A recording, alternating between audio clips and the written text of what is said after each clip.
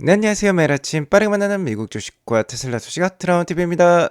오늘 또 미국 증시는 상승을 보여주었습니다. 하지만 테슬라는 4%대 급락세를 보여주었는데요. 엔비디아발 쇼크가 나온 것 같아요. 이제 테슬라 어떻게 해야 될까요? 같이 테슬라 전망 해보도록 하겠고요. 한국에도 모델 Y L이 나올 수 있다고 합니다. 오늘도 인사이트 가득한 소식들이 많으니까 시간 없어 구독과 좋아요 알람 설정 꼭 눌러주세요. 10년물 국채금리도 떨어지고 유가도 떨어지면서 오늘 전반적으로 미국 증시는 상승세를 보였습니다. 특히 금리와 유가에 더욱더 민감한 러셀 2000 지수 1.36%나 상승을 보여주었어요. 장막판으로 계속해서 올라가는 모습인데 오늘은 중소형주가 좋았다라고 볼 수 있겠죠. 그리고 유가가 하락하면서 마두로 대통령 체포 이후 에너지 관련 주식들의 상승이 컸는데 오늘은 하락세를 보여주었습니다.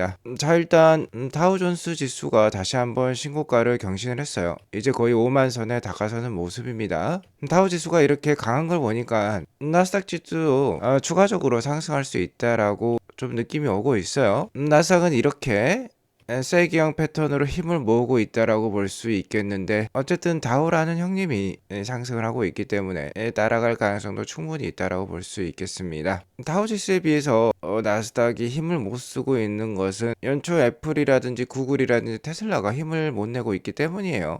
나스닥 지수에서 M7 주식이 차지하는 비중이 워낙 크기 때문에 다우존스가 신고가를 경신하고 있지만 나스닥은 그러하지 못하다라고 볼 수 있겠습니다. 자, 하지만 하락하면 언제든지 확실한 수익을 주는 종목들이 바로 M7 종목이에요. 어제 CES에서 젠슨왕 CEO가 루빈이라는 새로운 슈퍼컴퓨터 플랫폼을 제안을 했고 피지컬 AI 세계도 접수하겠다라는 듯이 당찬 포부를 밝혔지만 엔비디아가 오늘 0.45% 하락하는데 그쳤습니다. 이러한 모습을 봤을 때 현재 시장은 중소형주에 더욱더 관심을 가지고 있다라고 볼 수 있겠습니다. 그러니까 어느 정도 순환매 장세가 이루어지고 있다라고 볼 수 있겠어요. 작년에 많이 올랐던 주식을 팔고 적게 올랐던 주식에 좀 더 포커스를 두고 있는 것 같습니다. 테슬라는 작년 연말 498불이라는 신고가를 찍고 계속해서 내리막길을 걷고 있어요. 오늘은 무려 4% 이상 빠지면서 432.96불로 마감을 했습니다. 제 방송을 오랫동안 봐오신 분들은 잘 아시겠지만 테슬라 주가는 워낙 변동성이 심하기 때문에 뭐 하루 4% 이상 빠지는 것은 일도 아니에요.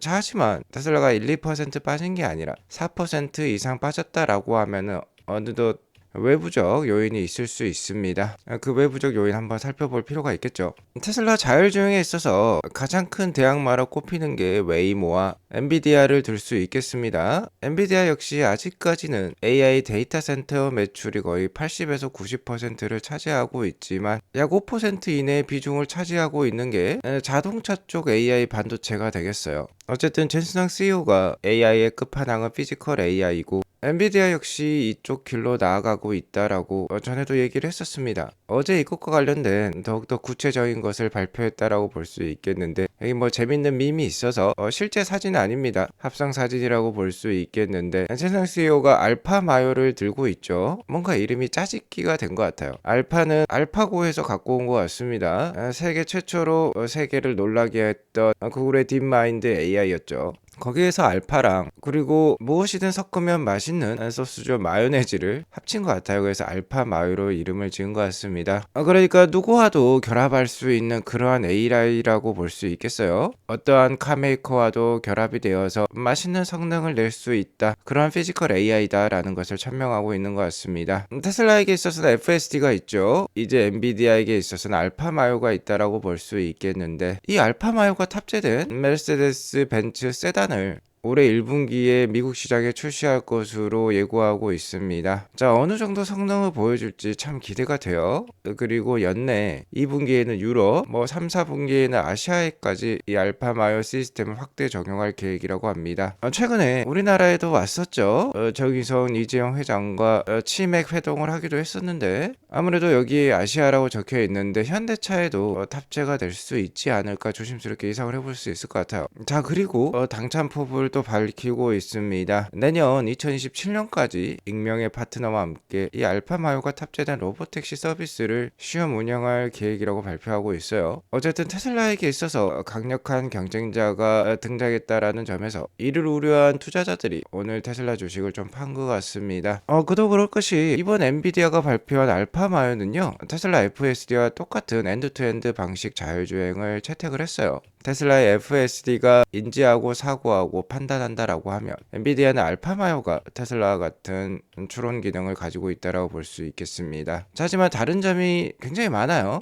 가장 큰 차이점은 역시나 데이터가 되겠죠. 엔비디아는 코스모스라는 컴퓨터가 주행 데이터를 직접 생산할 수 있다라고 하지만 이미 이러한 것도 테슬라가 하고 있습니다. 하지만 테슬라 역시 실제 테슬라 오너들이 가져다주는 실제 데이터가 훨씬 더 중요하다라고 생각을 하고 있고, 데이터를 모아서 이렇게 자율주행을 발전시키고 있다라고 볼 수 있겠는데, 엔비디아는 이러한 자체 차량이 없죠.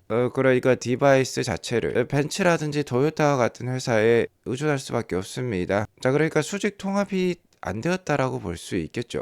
그러니까 엔비디아는 실제 데이터가 테슬라보다 훨씬 더 모자르다라고 볼 수 있겠고, 이러한 데이터를 디바이스를 생산해낼 수 있는 이 레거시 카메이커에 맡겨야 하는데 이러한 협력이 잘 이루어질지 잘 모르겠어요. 일론 머스크도 이에 대해서 꼬집고 있습니다. 일단 일론 머스크는 이 엔비디아의 시스템이 테슬라가 하고 있는 엔드투엔드 방식과 정확히 똑같아 보인다라고 말했습니다. 자, 이 자동차가 비전 즉 카메라를 통해서 주위를 인식하고 인과 같이 사고에서 판단한다는 게 똑같은 방식이라는 거죠.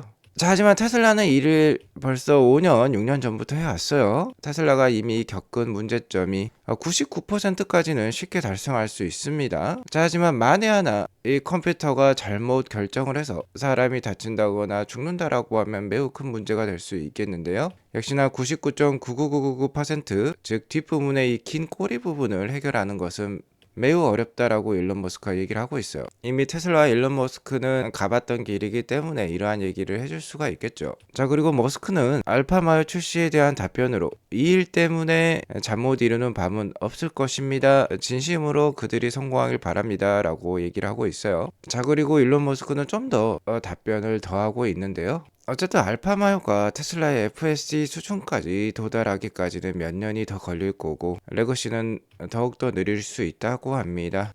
빨라야 테슬라에게 5년에서 6년 후 경제 압력이 될 가능성이 크다라고 해요. 즉 테슬라가 5년에서 6년을 앞서 있다라고 정확히 얘기를 하고 있습니다. 자, 그리고 테슬라는 이미 공공도로에서 자율주행을 성공을 시키고 있고, 올해 4월부터는 사이버캡이라는 로보택시 전용 모델을 대량 양산할 예정에 있는데요. 자, 그러니까 이 엔비디아의 알파마요를 탑재할 레거시 카메이커들보다 테슬라는 5년에서 6년 빠르다라고 볼 수 있겠습니다. 특히 안전과 직결되어 있는 자율주행 시장에서요, 시장 선점 효과는 매우 강력하다라고 볼 수 있겠어요. 이를 카카오톡이 잘 보여주었죠. 국내 메신저 시장에서 가장 빠르게 등장을 해서 생태계를 선점을 했습니다. 거의 독점 체제를 갖추고 있죠. 이만큼 선점 효과가 크다라고 볼 수 있겠는데, 레거시 카메이커들은 뿔뿔이 흩어져 있고, 어쨌든 엔비디아는 직접 자동차를 생산하지 않아요. 엔비디아는 칩만 많이 팔면 솔직히 되는 것입니다. 이렇게 연합이 잘 구성이 될지도 의문이라고 볼 수 있겠는데요. 이렇게 수직 통합돼가지고 똘똘 뭉친 회사랑 경쟁이 가능할까요? 어쨌든 올해 안에 판가름이 나겠죠. 엔비디아가 올해 1분기부터 벤츠 CLA 세단이 될 것 같은데, 이 모델부터 알파마요를 탑재해서 시장에 내놓는다라고 하니까 아마 경쟁이 좀 볼만할 것 같긴 합니다. 하지만 사이버캡이 나오고 시장에 테슬라 로보택시가 넘쳐 흐른다라고 하면은 그때는 이미 경쟁이 늦었다라고 볼 수 있겠죠. 자, 그리고 무엇보다도 원가 경쟁력에서 큰 차이가 있어요. 테슬라는 자체적으로 FSD를 설계를 하고요, 소프트웨어도 자체적으로 만듭니다. 자, 하지만 엔비디아는 자신들이 만든 AI 칩과 소프트웨어에 마진을 붙여서 레거시 카메이커들에게 팔겠죠. 당연히 중간 마진이 있기 때문에 더 차량이 비쌀 수밖에 없어요. 로보택시를 출시한다라고 해도 더 비쌀 수밖에 없습니다. 자, 그렇기 때문에 이미 시장의 승부는 어느 정도 테슬라 쪽에 기울어져 있다라고 볼 수 있겠는데요. 최근에 어느 정도 구글에게도 밀릴 수 있다라는 엔비디아 진영이었는데, 오늘 알파마요를 발표했음에도 불구하고 주가가 하락을 한 걸 보니까 시장 역시 테슬라와의 경쟁에서 엔비디아가 그렇게 큰 우위가 있지는 않은 것 같다라고 생각을 한 것 같습니다. 자, 어쨌든 테슬라에 대해서 잘 모르는 투자자들은 오늘 엔비디아가 자율주행을 발표했다라는 소식에 테슬라 주식을 팔아 제꼈을 수도 있겠죠. 하지만 너무 큰 걱정은 하실 필요는 없을 것 같습니다. 자, 일단 테슬라 주가의 변동성은 심하다라는 거 누구나 알고 계시죠. 자, 하지만 장기 투자를 했을 때 이렇게 큰 수익을 만날 수가 있고요. 테슬라가 한번 양봉을 뽑아내기 시작하면 5년에서 6년 정도 양봉을 만들어냅니다. 양봉이라는 것, 연초 시초가보다 연말 주가가 높았다라는 뜻이 되겠어요. 자, 현재 올해 얼마 진행이 되지 않았지만 테슬라가 432불까지 떨어져 있고 이렇게 음봉이 만들어져 있습니다. 앞으로 2년 정도 더, 그러니까 2026년, 2027년도 양봉이 될 가능성이 높아 보이는데요. 아무래도 올해 연말에는 지금보다는 높은 주가에서 마감할 가능성이 높습니다. 그렇기 때문에 계속해서 찬스를 주고 있다고 볼 수 있겠죠. 자, 그리고 올해 테슬라가 보여줄 호재들은 굉장히 많습니다. 새 역사를 써나갈 2026년이라고 볼 수 있겠어요. 무려 옵티머스 세미트럭 사이버캡이 준비를 하고 있습니다. 물론 연초에 일론 머스크가 약속했던 로보택시 안전운전수 제거, 그리고 미국 내 주요 대도시의 로보택시 운행계, 이런 것들이 지켜지지 않고 있어요. 그렇기 때문에 실망하신 투자자들이 연초에 테슬라 투자를 거부하고 있는 것 같은데 빠른 시일 내에 분위기가 정말 반전될 수도 있습니다. 여기 보시면은 올해 2월과 3월 내 유럽과 중국 내 FSD 완전 승인 소식이 나올 수도 있겠는데요. 제가 어제 방송에서 말씀드렸죠. 이태리 최고 뉴스 프로그램에서도 올해 2월부터 유럽에서 FSD가 사용 가능할 것 같다라고 보도를 했고요.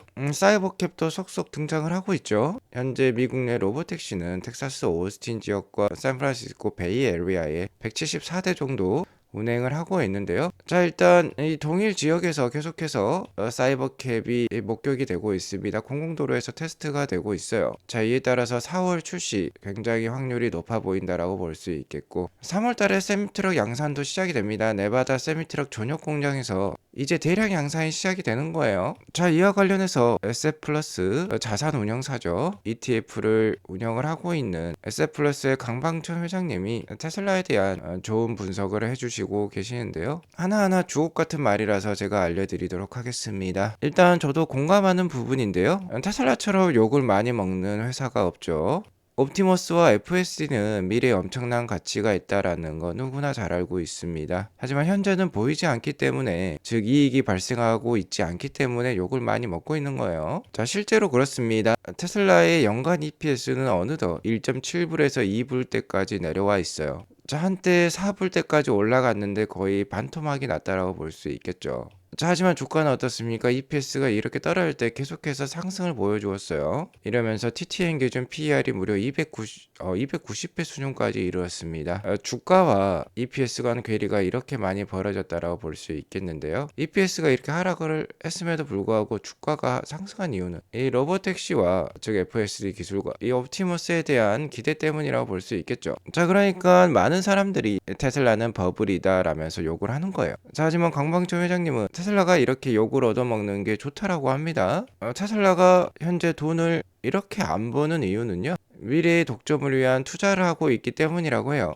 벌써 돈을 벌어버리면 미래의 독점을 할 수 없다라고 합니다. 이 부분도 제가 많이 말씀드렸던 부분이죠. 테슬라 역시 BYD처럼 200만 대 이상 전기차를 팔아 제낄 수 있었고 충분히 많은 EPS를 만들어낼 수 있었어요. 계속해서 저가형 차량 쪽으로 램프업을 시키면서 돈을 크게 벌 수 있었지만 그러한 길을 택하지 않았습니다. 왜 그러냐면 미래에 더 큰 돈을 벌기 위해서라고 볼 수 있겠는데, 계속해서 AI 기술에 투자를 하면서 EPS가 이렇게 낮아졌다, 즉 돈을 적게 벌어왔다라고 볼 수 있겠습니다. 단 미래의 독점을 위한 투자를 해왔다라고 볼 수 있는 것이죠. 자, 어쨌든 다행스럽게도 올해부터는 이렇게 턴어라운드해서 EPS가 지속 상승할 예정에 있는데, 여기에 힘을 보탤 수 있는 게 바로 세미트럭이라고 합니다. 앞서 말씀드렸듯이 세미트럭 올해 3월부터 대량 양산 시작할 예정에 있는데요. 세미트럭이 대량 양산이 되면 연간 10,000대 이상을 생산할 수 있다라고 해요. 그리고 연간 10,000대 정도 생산을 하게 되면 세미트럭 역시 이익률이 높기 때문에 메가팩 수준만큼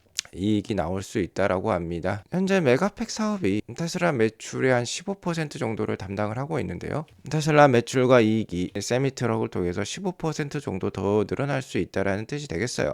자, 그러니까 다행이라고 볼 수 있겠죠. 테슬라가 계속해서 AI 기술을 발전시키는 동안 세미트럭이 등장을 함으로써 테슬라의 이익 상승에 기여를 할 수 있다라는 뜻이 되겠습니다. 그리고 어제 방송에서 모델 Y RWD가 워낙 싸게 나와가지고 300만 원 할인이 되었죠. 1분기 판매량 모두 매진이 되었다라고 했는데, 여기에 더불어서 모델 Y의 인기가 더 올라갈 수 있는 소문이 나왔습니다. 테슬라 코리아 중간 관리자분과 얘기를 했다라고 하는데요. 일단 모델 Y L이 출시는 확정이라고 합니다. 국내 3월달 정도에 출시가 될 것 같다라고 얘기가 나오고 있고요. 당연히 중국 제품이 되겠죠. 현재 모델 YL은 중국에서 생산해서 중국에만 판매가 되고 있어요. 워낙 중국에도 수요가 높기 때문에 수입 물량은 얼마나 될지 장담은 불가하다라고 합니다. 그리고 미국 모델 Y 수입 계획은 없다라고 해요. 이 점은 좀 아쉽다라고 볼 수 있겠는데, 미국 모델 Y 스탠다드가 한국에 들어오면 FSD를 사용할 수 있지 않을까라고 기대를 했는데,